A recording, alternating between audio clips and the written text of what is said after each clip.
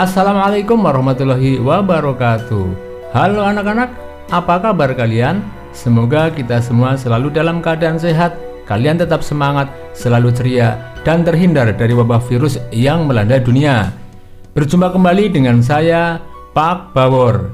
Kali ini kita akan belajar tema 2, subtema 1, pembelajaran ketiga. Untuk itu siapkan buku dan alat tulis kalian. Namun sebelumnya, marilah kita berdoa menurut agama dan kepercayaan masing-masing. Semoga pembelajaran kali ini berjalan lancar dan menjadi ilmu yang bermanfaat. Anak-anak, sekarang kalian amati kegiatan Udin berikut ini. Pagi ini, Udin dan teman-temannya sedang bekerja sama untuk mengumpulkan informasi tentang tanaman dan habitatnya. Mereka berdiskusi dan mencatat semua hasil pengamatan. Meskipun mereka berasal dari latar belakang yang berbeda, namun perbedaan tidak menghalangi mereka untuk belajar bersama. Untuk melengkapi informasi, mereka pergi ke perpustakaan umum dan menemukan informasi tentang tumbuhan dan habitatnya. Berikut adalah informasi yang berhasil mereka peroleh. Pohon bambu mempunyai ciri khusus, yaitu mempunyai bulu-bulu halus yang tajam. Bulu yang tajam terdapat pada batang. Bulu tersebut melekat kuat dan dapat menyebabkan gatal. Tumbuhan beradaptasi untuk mempertahankan hidupnya.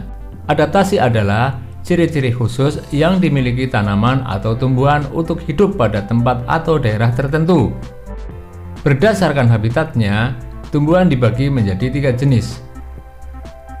Hidrofit, tumbuhan yang sebagian tubuhnya ada di permukaan air, akarnya berada di air, memiliki rongga udara dalam batang atau tangkai daun. Daunnya muncul ke permukaan air. Contohnya adalah kangkung. Hygrofit, tumbuhan yang hidup di daerah lembab. Tubuhnya terdiri atas bagian-bagian akar, batang, dan daun.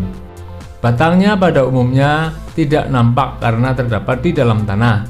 Daunnya yang muda umumnya melingkar atau menggulung. Contohnya adalah pakis. Xerophyt, tumbuhan yang hidup di daerah yang kering.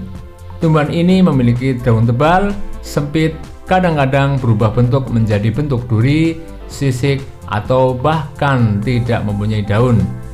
Batangnya tebal dan mempunyai jaringan untuk menyimpan air. Akarnya panjang, contohnya adalah lidah buaya.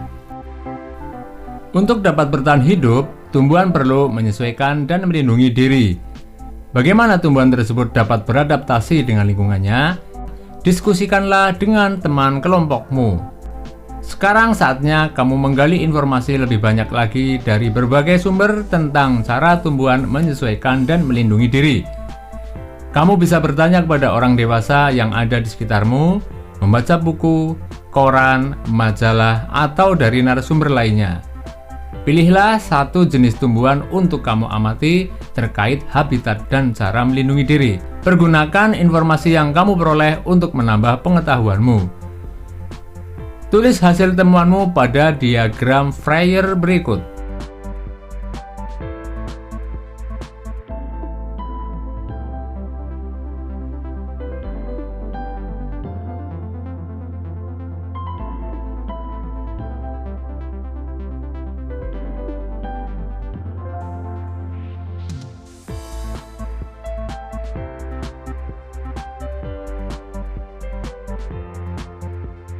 Anak-anak, sekarang bacalah teks bacaan berikut ini.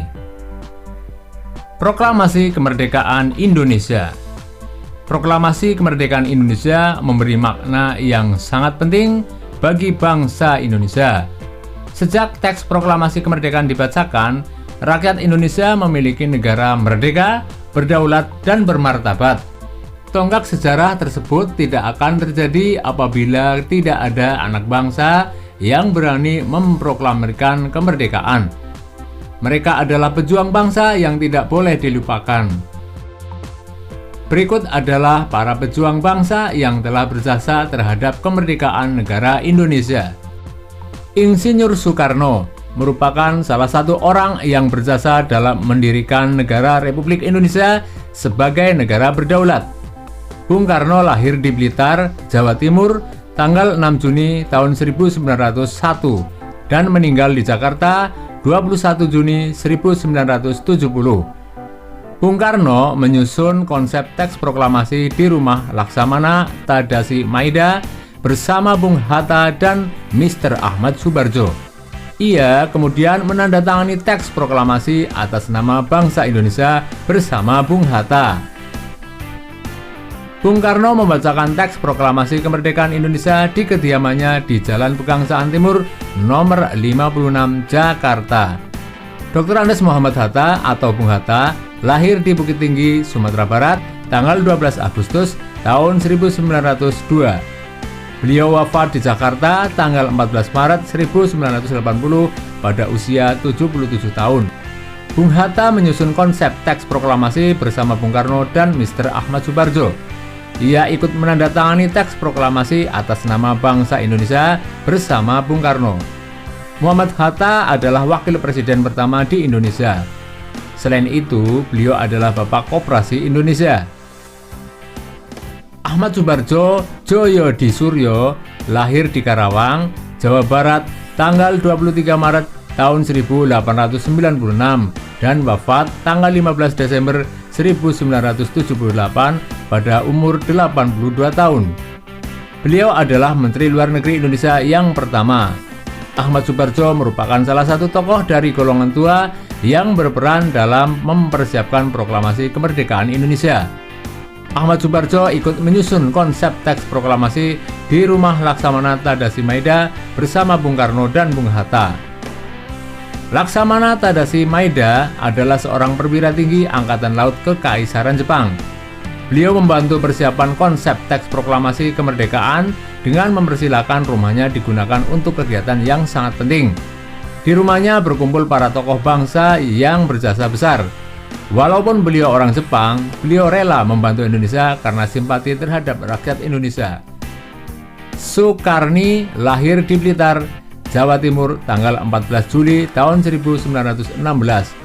Beliau wafat di Jakarta tanggal 7 Mei tahun 1971 pada usia 54 tahun.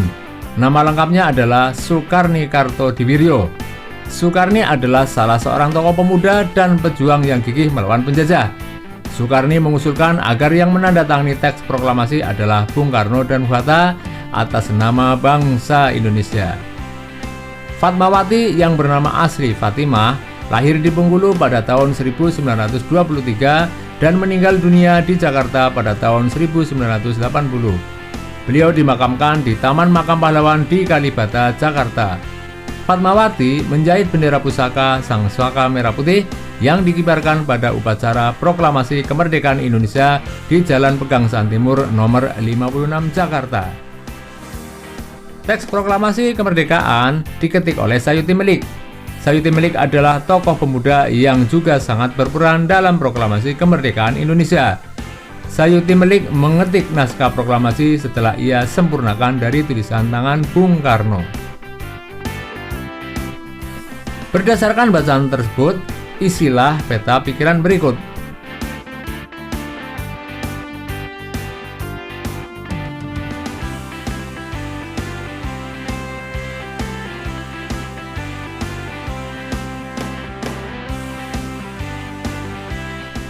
Negara Indonesia dibangun berdasarkan persatuan. Seluruh generasi bahu-membahu membangun bangsa Indonesia yang bebas dari negara penjajah. Dapatkah kamu bayangkan apa yang terjadi apabila saat itu mereka tidak bersatu?